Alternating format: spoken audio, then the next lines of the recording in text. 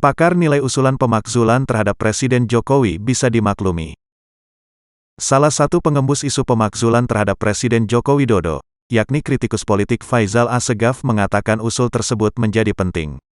Menurutnya, Jokowi dan keluarganya telah menyalahgunakan wewenang hingga cawe-cawe dalam pemilihan umum, pemilu 2024. Petisi 100 datang ke DPR menggaungkan solusi terbaik menghentikan politik cawe-cawe adalah pemakzulan, kata Faisal dalam diskusinya soal geger isu pemakzulan jelang coblosan, Minggu, tanggal 14 Januari tahun 2024.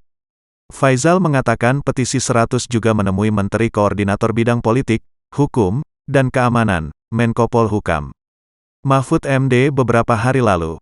Mereka menyuarakan hal serupa, bahwa tidak ada cara lain karena semua lembaga pengawas rubuh. Mahkamah Konstitusi, MK, DPR tidak berperan. Partai politik hanya mondar-mandir. Jadi perlu pemakzulan, ujar dia. Faisal mengungkapkan petisi 100 dan Mahfud berdiskusi soal potensi kecurangan pemilu.